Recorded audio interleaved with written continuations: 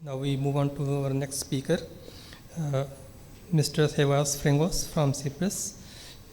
Mr. Savvas is an eminent nuclear physician. He is fellow of European Board of Nuclear Medicine and also Secretary of European Board of Nuclear Medicine and Treasurer of Section of Nuclear Medicine of UEMS. Currently, he is President-elect of World Federation of Nuclear Medicine. I invite Mr. Savvas to present his talk on pediatric thyroid cancer challenges. Mr. Savvas, please.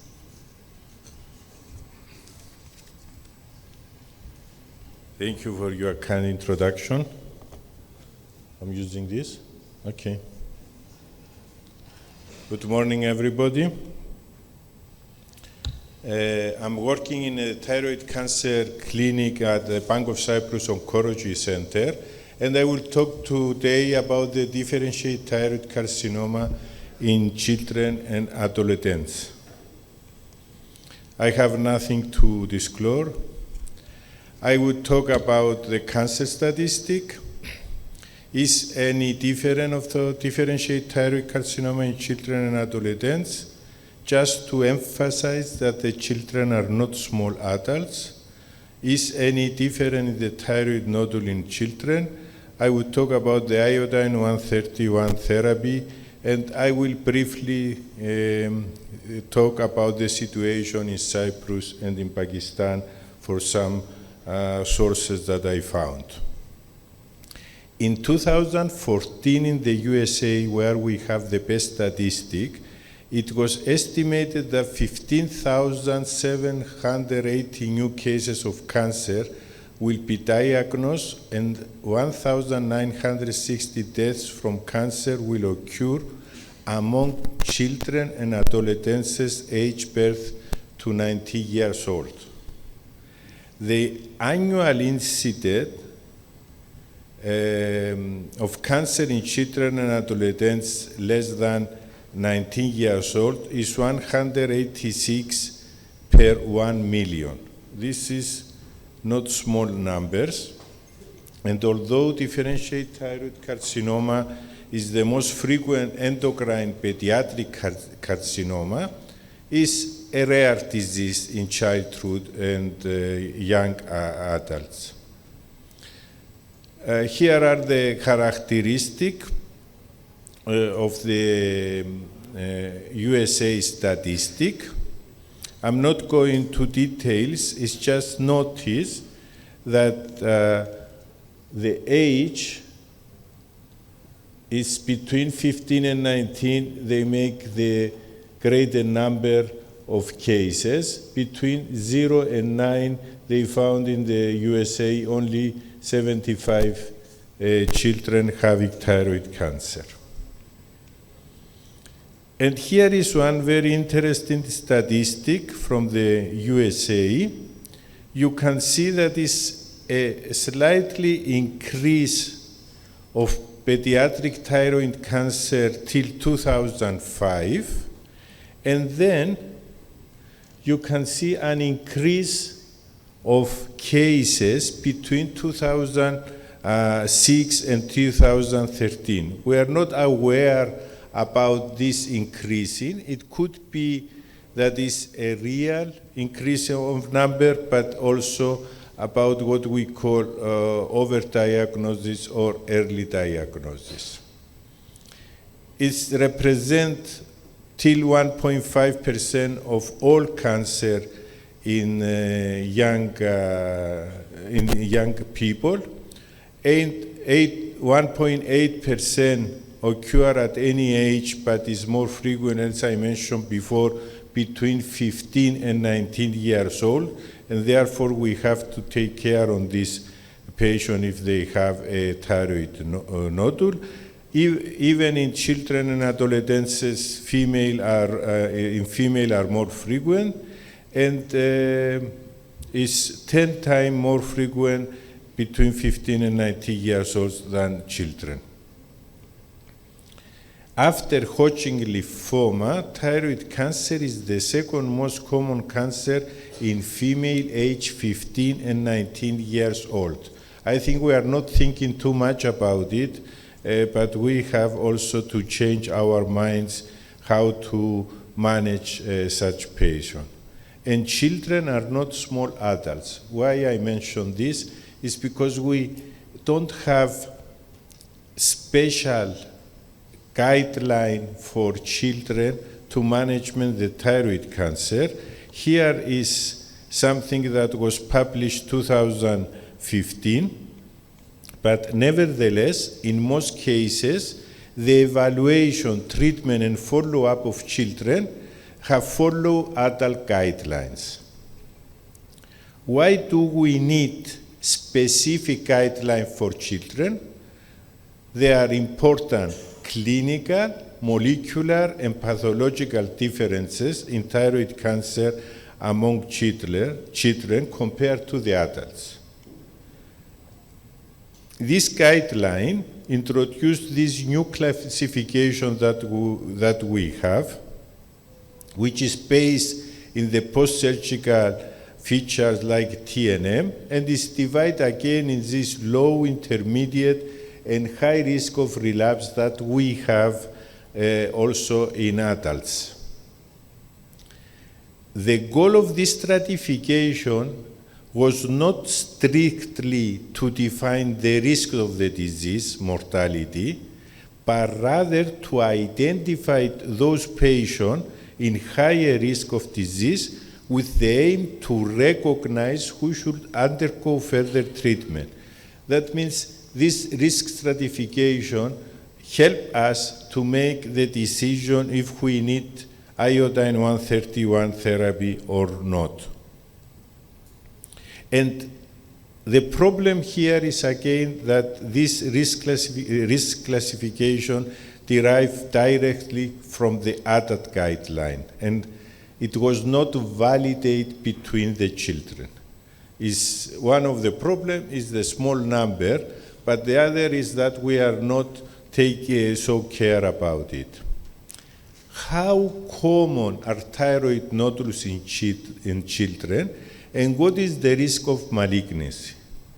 Nodules are less common among children, but if a child is present with a nodule, the possibility to have cancer is approximately 25%.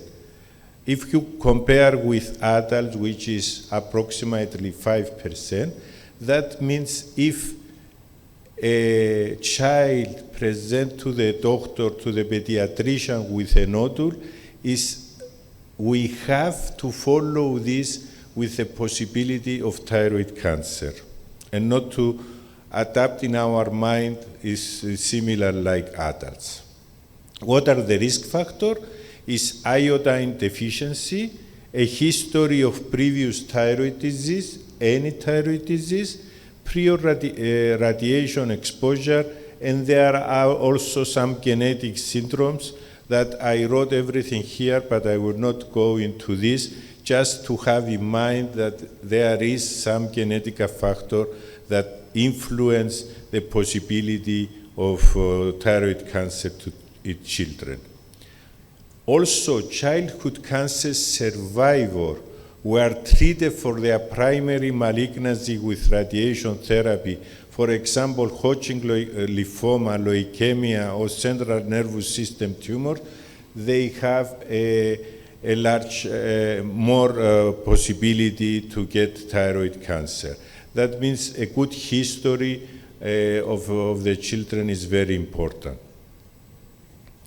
At the onset of thyroid cancer, pediatric patients have a higher risk of cervical lymph nodes and lung metastases if we compare with adult people. However, the prognosis is favorable and the mortality rate is very low. I mean, if we compare the adults, they are presented with lung metastases, and we compare children with the same problem, the children, they have a better outcome.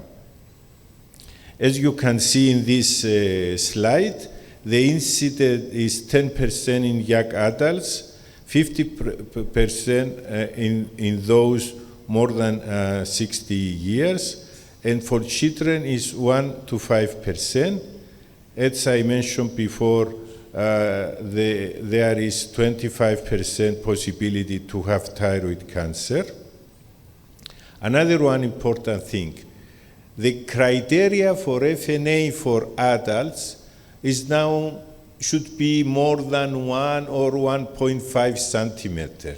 For children, if we have a nodule in the thyroid, then we should perform FNA because of this high rate of thyroid cancer. Another one thing that distinguishes adults with children, autonomously functioning nodules. The cancer risk in adults is 3%, and the management includes the iodine-131 therapy. In children, this nodule harboring 30% of having thyroid cancer, and therefore the surgical management is favorable. And the pathology, the subtypes, more than 90% is papillary carcinoma, and less than 10% is follicular carcinoma. Medullary and anaplastic are very, very rare in children. Multifocality. In children, most of the cases, up to 65%, they are multifocal. And 30% they have bilateral disease. The tumor size is big, is 4 centimeter, is 36% of the children, they have a tumor size more than 4 centimeters.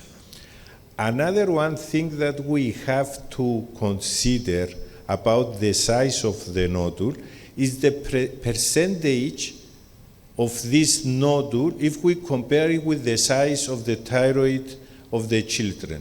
The size of the thyroid of the children is small, therefore a nodule of 2 centimeters could have also half of the thyroid already occupied. And you see that the cervical lymph nodes go for children up to 80%, and the distant metastasis is 25%, with preferable the lung metastasis 20%. Survival is 98% in children, and about 96% even if they have distant metastasis. The recurrent rate is 40% if they are less than 20 years. And we have also very rare BRAF mutation in children. Here is an algorithm how we perform, is from Francis et al., had nothing to do with Frangos. If we have only milliman thyroid bed uptake and the stimulated thyroglobulin is less than 2, then we don't perform iodine-131 therapy. If the stimulated thyroglobulin is between 2 and 10 nanogram per milliliter, then we consider the iodine-131 therapy. And if the stimulated thyroglobulin is more than 10 nanogram per milliliter, we perform iodine-131 therapy and then go into surveillance. If we have distant metastasis, then we perform iodine-131 therapy. And if we have cervical uptake outside, we do an imaging, and some of the cases they will be sent back to the surgeon for a second operation. Therefore, it's very, very important before the operation to evaluate the lymph nodes to know how the situation is. I will finish in 5 minutes. The optimal dose of iodine-131 for the treatment of thyroid cancer is controversial, not only for children but also for adults. But the administrative activity is generally empirical and based on our adults' experience. And in children, most of the treatment are being extrapolated from adult experience. Some centers adjust activity based on body weight, body surface area, age, or 24 hours thyroid bed uptake. However, this approach failed to consider the minimal dose of iodine that shall deliver a lethal toll to the tumor, and the maximum iodine 131 that can be safely absorbed to a critical organs. Another one that we have to take care is the post-therapy scintigraphy. You can see here post-sternum uptake, and this is not metastasis because we are dealing with children and adolescents, and this is a thymus uptake, which is normal variant. Just bear in mind that the post-therapy will be different. What is the situation in Cyprus? This is a study between 1998 and 2017. We have 19 males and 62 female. The age distribution is also like the one that I mentioned before. Papillary, follicular, medullary. It was localized in 42, metastasis in regional for 37 patients, and metastatic, distant metastasis, we have just one. I found one publication about Pakistan. I don't know how exact are these data. If we are going to the General National Cancer Registry between 15 and 19, you will see that the children and adolescents make a small number of the whole thyroid cancer in the country, and there were total 162 cases between 15 and 19, perhaps are much more if we do better statistic. Statistic is very important and we have to have it. In a comparison, we found 162 cases in Pakistan and 75 cases in Cyprus. I believe that is much more in Pakistan. What about our experience? We have 54 cases of non-medullary thyroid cancer, 40 female, 15 males.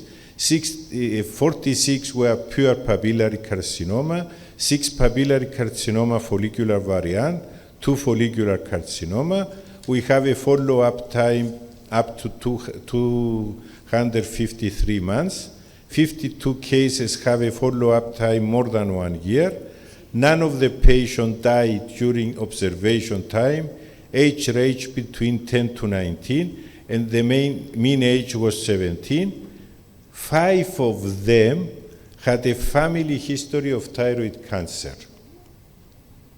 All the patients received dose between 100 and 150 millicurie. You can see that we deal the patient with the adult dose, and is not known any second primary malignancy or permanent iodine 131 side effect, for example, sialadenitis. Conclusion: thyroid carcinoma in children and adolescents is a rare disease. Thyroid nodules in children should be evaluated to the possibility of more than 25% to be cancer. There is no dedicated guideline for the treatment. In most of the cases, we have to follow adults' guideline. Individually approach should be applied for children. Thank you very much for your attention.